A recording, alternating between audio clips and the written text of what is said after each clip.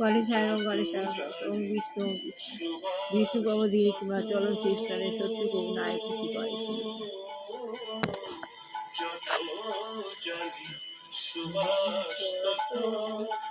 ছড়িয়ে চারিদিকে শ্যামা নামে লাগলো আগুন আমার দেহ কাঠিতে। আমি আত্মা শান্ত সঞ্চিত দুই বুকুটির মাঝখানে অবস্থিত সত্য দিকে দেবতা ছিলাম চিতায় ব্যবহারে দাপুরে নিচে নেমে এসেছি কলিযুগ ডিসচার্জ হয়েছে সকল দিকে শ্রেষ্ঠ কর্ম কর্মতে র্যান হয়ে ধেয়ে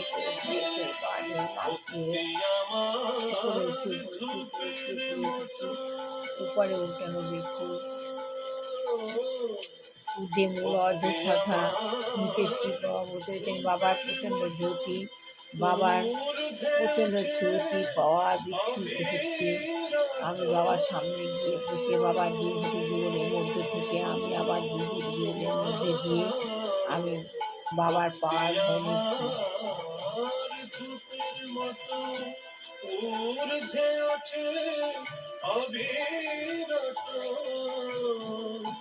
শিবলোকের দেউলে মা শিবলোকের দেউলে মার শ্রীচরণ পরশিতে পরশিতে মা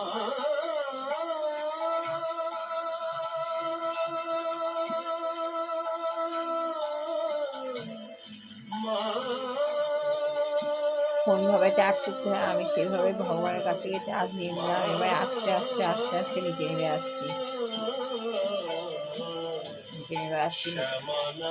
নিচে নেমে আসলাম পাওয়ার নিলাম ভগবানের কাছ থেকে। আপনারা প্রতিদিন এইভাবে ভগবানের কাছ থেকে পাওয়া নিয়ে নেবেন। সকালবেলা ঘুম থেকে উঠে খুবই মন খারাপ, হাতে লঙ্কা ছিল সেই লঙ্কার হাতটা চোখে লেগে গেছে। রাত্রেবেলা লঙ্কা রান্না করেছিলাম তো সেই হাতটা চোখে লেগে রয়েছে। ঘুম থেকে উঠে চোখ মুখ ধুতে হয়, বাসি জামা কাপড় ছাড়তে হয়, চোখ মুখ ধুতে হয়। চোখ ধুতে গিয়ে চোখের মধ্যে হাতটা লেগে গেছে, প্রচুর জ্বালা, চোখ আর খুলতে পারছি না। অনেক কষ্টে ঠাকুরকে বসিয়ে ভগবানের মেডিটেশনটা করলাম, কিছুতেই চোখ খুলতে পারছি না। আপনারা ব্রহ্ম মুহূর্তে এইভাবে ঘুম থেকে উঠে বাসি জামা কাপড় ছেড়ে চোখ মুখে জল দিয়ে ভগবানের সেবা করুন, নাম গান শুনুন, ভগবানের কাছ থেকে মেডিটেশন নিন। ভোর 4 থেকে 5টার মধ্যে আপনি পাওয়ার পাবেন। আমার তো খুব মন খারাপ, ঘুম থেকে উঠেই মনটা এত খারাপ লাগে, ভালো লাগে না। যেই ভগবানের নামটা করি, ভগবানকে বসাই, গীতাটা পড়ি, ঠাকুরের গানটা শুনি, তবে মনটা আমার ঠিক হয়, তা না হলে মনটা খুব খারাপ।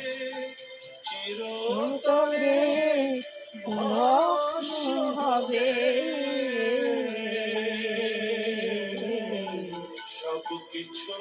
গুরুদেব দুর্গাকৃষ্ণ বড় সমস্ত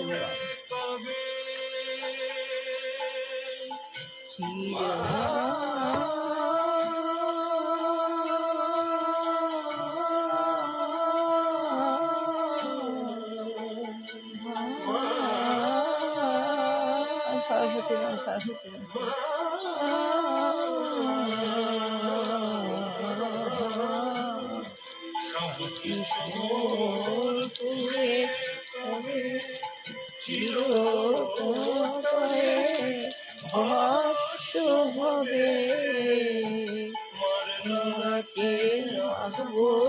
লক্ষ্মীদেব বা লক্ষ্মীকে তিলক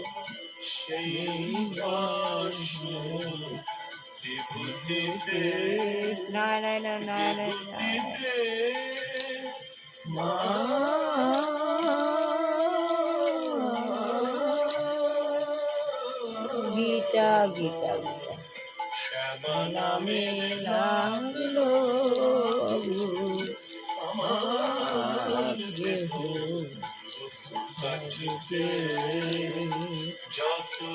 সাই বাবাই পরে সাই বাবা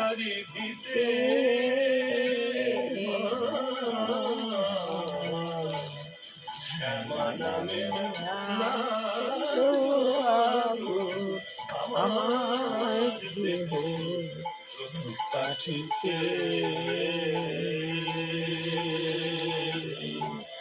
শ্যামা নামে আলো আগুন আমার দেহ কাঠিতে। আত্মজ্ঞান লাভের পন্থা যতদিন না শেষ হচ্ছে গীতা পড়তে পারছি না। শ্রী প্রভুপাদ আত্মজ্ঞান লাভ হতেই হবে। আত্মজ্ঞান লাভ না হলে আমাদের মানুষের জন্ম বৃথা। আত্মজ্ঞান লাভের বইটা পড়ে অনেক কিছু জানতেও পারছি। ভোরের আলোর সঙ্গে মিশে যাক মায়ের আশীর্বাদ। শুনছেন 98.3 মির্চিতে কালী কথা, সঙ্গে জগন্নাথ বসু।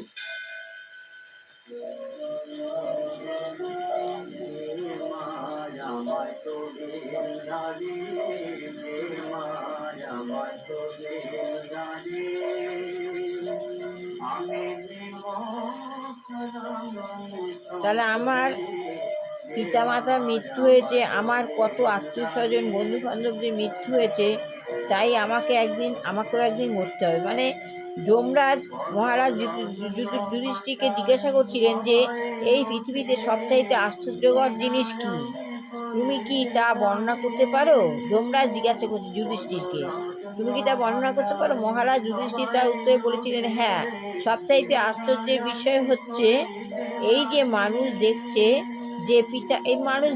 যে পিতা মাতা বন্ধু বান্ধব আত্মীয় স্বজন সবার মৃত্যু হচ্ছে, তবুও সে মনে করে সে বেঁচে থাকবে। সে কখনো ভেবে দেখেই না যে তাকেও মরতে হবে। ঠিক সেই রকম একটি পশুও কখনো মনে করে না যে তাকেও পর মুহূর্তে বলি দেওয়া হবে। তেমনি একটা পশু মনে করে না, ধরো ছাগলের দোকানে প্রচুর ছাগল এনেছে বলি দেওয়ার জন্য, বা মা কালীকে পুজো দেবে বলি দেওয়ার জন্য, মা কালীর কাছে বলি দেবে, পাঠা বলি দেবে। একটা পাঠা ওকে ঘাস দেয়, কাঁঠাল পাতা দেওয়া হচ্ছে, ও খেয়েই যাচ্ছে। তার পাশে আরেকটাকে কিন্তু বলি দেওয়া হচ্ছে, সেখানেও ভাবতেই পারে না আমাকেও একটু পরে বলি দেবে। ঠিক মানুষেরও সেরকম, মানুষ সবাইকে দেখছে মরে যাচ্ছে, কিন্তু আমাকেও যে একদিন মরতে হবে সে মানুষটা ভাবে না, সেভাবে আমি বেঁচে থাকবো, কিন্তু মরতে সবাইকে হবে। ঠিক সেই পাঠার মতো।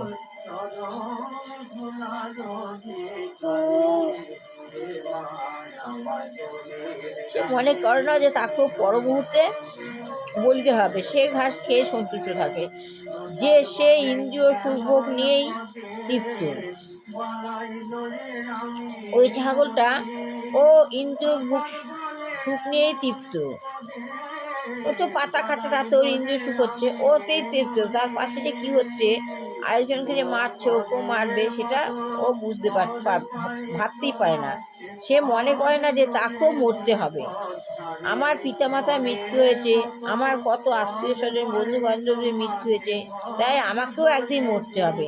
তাহলে মৃত্যুর পর কি হবে তা আমি জানি না। এটাই সমস্যা। তাহলে মানুষেরা এই সমস্যাটি গভীরভাবে বিবেচনা করে না। বিবেচনা করে না, কিন্তু বিবেচনা করে, কিন্তু ওর যা হচ্ছে হোক, আমি ভেবে কি করবো? আমার এখন যে সময় চলছে আমি সেই সময়টা কাটাই। আমার যখন সময় আসবে তখন আমি ভাববো, এটা মানুষ মনে করে, ভাবে সবাই। দেখতে দেখতে তো একটা বছর কেটে গেল, কিন্তু হাঙ্গামার আগুন নিভে না গিয়ে আরো ছড়িয়ে পড়তে লাগলো দিকে দিকে। কিন্তু ভগবদ গীতায় নির্দেশ দেওয়া হয়েছে যে সেই সমষ্টি বিবেচনা করাই হচ্ছে যথার্থ শিক্ষা। কিন্তু ভগবদ গীতা বলতে সেই সমস্তকে বিবেচনা করতে হবে, এটাই যথার্থ শিক্ষা। আমরা মরতে চাই না, তবুও কেন মৃত্যু আসে? আমরা মরতে চাই না, কিন্তু মৃত্যু কেন আসে? সেই অনুসন্ধান হচ্ছে প্রকৃত শিক্ষা। এই অনুসন্ধান করাটাই হচ্ছে প্রকৃত শিক্ষা। আমরা বৃদ্ধ হতে চাই না, তবু কেন বার্ধক্য আসে? আমরা বৃদ্ধ হতে চাই, তবু কেন বার্ধক্য আসে? কিন্তু আসবেই, এটাই নিয়ম। আমাদের অনেক সমস্যা রয়েছে, অনেকে আগুন তবে স্পর্শ করতে সমস্ত সমস্যার মধ্যে আগুন যোগ্য বলে আপনি কঠিনতম হাত পা হচ্ছে বন্ধ করে এটি। দিতে পারেন না। রাম ঠাকুর তবে যত শান্তনুকে সমস্যা, বলতেন, সব সমস্যার মধ্যে যা এটাই হবার হচ্ছে তা ঠিক কঠিন। হবে, কেউ রদ করতে পারবে না, আমি তো কোলছা। শ্রীকৃষ্ণ কুরুক্ষেত্রের যুদ্ধ বন্ধ করতে পেরেছিলেন কি? কি লোকক্ষয় হয়েছিল তখন, সেই সময় সারা ভারতের লোকই প্রায় শেষ হয়ে গিয়েছিল। সবকিছুই বিধি নির্দিষ্ট, যার যেভাবে মৃত্যু ভাগ্যে আছে তাই হয়েছিল। সব কিছু বিধি ওই যে নিষ্ঠ, যার কালীকথায় যেভাবে মৃত্যু আছে কপালে জগন্নাথ তাকে স্বামী তাই করতে হবে। মৃত্যু হবেই, এটা সব কিছু নির্দিষ্ট হয়ে আছে ভগবানের খাতায়। যার যেভাবে মৃত্যু কপালে আছে তার মৃত্যু হবেই। এটাই হচ্ছে সমস্যা, ঠিক আছে। এই সমস্যার সমাধান করবার জন্য শ্রী চৈতন্য মহাপ্রভু হরেকৃষ্ণ মহামন্ত্র কীর্তন করার নির্দেশ দিয়েছেন।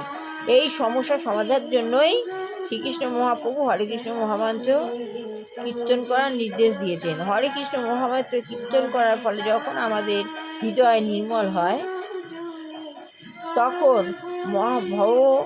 মহাদাগ্নি নির্বাচিত হতে হয়। তখন ভব দাবাগ্নি মানে দাবানল, সেটাও নির্বাপিত হয়। তা কিভাবে নির্বাপিত হয়? আমাদের হৃদয় নির্মল হওয়ার ফলে আমরা হৃদয়ঙ্গম করতে পারি যে আমরা এই জড়জগতের বস্তু নই। আমরা হৃদয়ঙ্গম করি আমরা এই জগতের বস্তু নই। মানুষ যেহেতু এই জড়জগতে পরিচিত হচ্ছে, তাই তারা মনে করছে আমি একজন ভারতীয়। মানুষ মনে করছে আমি একজন ইংরেজ, আমি আমি এই ভাবছে মানুষ। কিন্তু কেউ যখন হরেকৃষ্ণ মহামন্ত্র কীর্তন করেন, তখন তিনি বুঝতে পারেন যে তিনি তার স্বরূপে তার জড় শরীরটি নন। তিনি তার স্বরূপে তার জড় শরীরটি নেই। আমি জড় শরীর, আমি এই জড় শরীর নই। ভাবে যে আমি জড় শরীর নই, অথবা এই জড় জগতে কোনো বস্তুই নই। আমি পরমেশ্বর। আমাদের এই জগৎটা জড়, তখন ভাবতে পারে যে আমি এই জগতের কোনো বস্তুই নই। আমি পরমেশ্বর ভগবানের অংশ, চিন্ময় আত্মা। আমি তার সঙ্গে নিত্য সম্পর্কিত, আমি ভগবানের সঙ্গে নিত্য সম্পর্কিত। আমাকে চালনা করছে ভগবান। আমি এই বইটা পড়ছি, ভগবান পড়াচ্ছে। মানুষ রান্না করছে, খাচ্ছে, ঘুরছে, বেড়াচ্ছে, সব সব সব কিছুতে ভগবানের সম্পর্ক যুক্ত রয়েছে। আমি তার সঙ্গে নিত্য সম্পর্কিত, এবং এই জড়জগতের সঙ্গে আমার কোনো এই জড়জগতের সঙ্গে আমার কোনো সম্পর্কই নেই। এই হচ্ছে যথার্থ জ্ঞান, এই হচ্ছে মুক্তি, এই হচ্ছে যথার্থ জ্ঞান, এই হচ্ছে মুক্তি। যখন এই জড়জগতের সঙ্গে আমার কোনো সম্পর্ক থাকে না, তখন আমি মুক্ত। এই জগতের সঙ্গে যখন আমার কোনো সম্পর্ক থাকে, তখন আমি মুক্ত। আর সেই জ্ঞানকে বলা হয় ব্রহ্মভূত। এই জ্ঞানকে বলা হচ্ছে ব্রহ্মভূত। আজ এটুখানি পড়লাম, ভালো লাগলে লাইক শেয়ার কমেন্ট অবশ্যই করবেন। সবার ভালো হোক, কল্যাণ হোক, মঙ্গল হোক। দুষ্টু বাচ্চা মানুষের মতো মানুষ হোক, বিবাহিত ছেলে বিবাহ হোক, চাকরিযোগ্য ছেলে মেয়ে চাকরি হোক। যে গৃহে দুরাচারী গৃহিণী রয়েছে, আমাদের পরিবেশকে নষ্ট করছে, কলুষিত করছে, ভগবান তাকে চেতনা দিক, না হয় এই দুনিয়া থেকে সরিয়ে দিক। যে গৃহে দুরারোগ্য বৃদ্ধ বৃদ্ধা যুবক যুবতী রয়েছেন, ভগবান যেন তাদের মুক্তি দেয়। কেমন লাগছে কালীকথা? শত্রু দমন করো, আপনার সবার ভালো করে আমাদের শত্রু চ্যানেল দমন করো। হোয়াটসঅ্যাপ করে আমার ছেলে বউ যেন ভালো থাকে, সে তারা যেন সুখী হয়, ভালো হয়, কল্যাণ করুক ভগবান। কালীকথা 98.3 সবই ভালো হোক, এটাই আমি চাই। এছাড়া আর কিছু নয়। মন তো খারাপ হয়ই, মন খারাপ হচ্ছে, হবে, হয়েই চলবে। সেটাকে ভুলতে হবে, কিছু করার নেই। যেটা নিয়ম সেটাই হবে। কিন্তু ভগবান ওদের যেন ভালো রাখে, ওদের যেমন আপদ বিপদ, আমার ছেলে বৌমার আপদ বিপদ সমস্ত দূর করো, সব ভালো করো, দীর্ঘায়ু করো।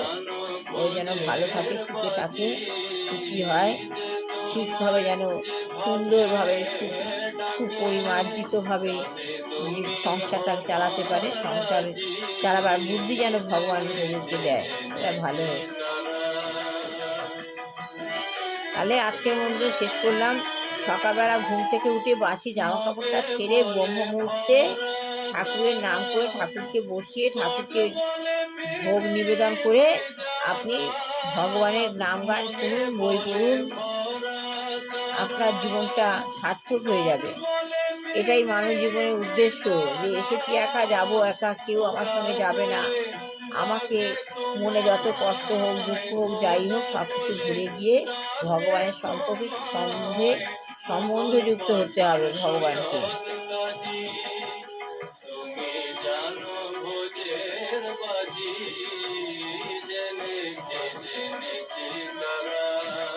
ঘরে একটু গঙ্গার জল ছিটান, বাইরের দূরে গঙ্গা জল ছিটা দেন।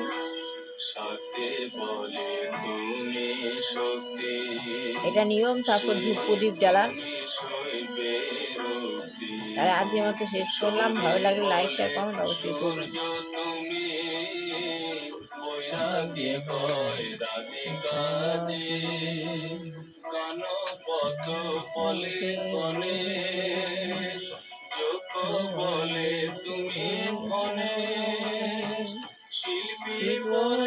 বিশ্বকর্মা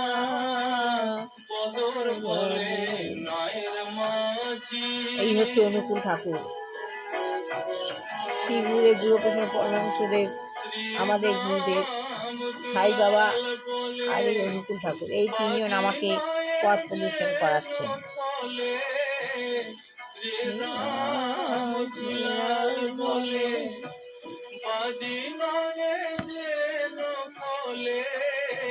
আজকের মতো শেষ করলাম।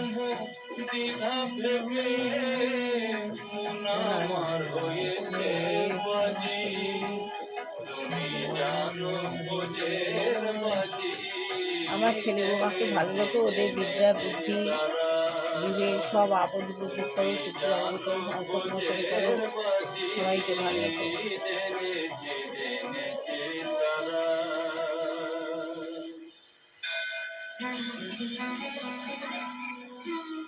শ্রী জগন্নাথ বসুর সঙ্গে কালী কথা, শুধুমাত্র 98.3 মির্চিতে।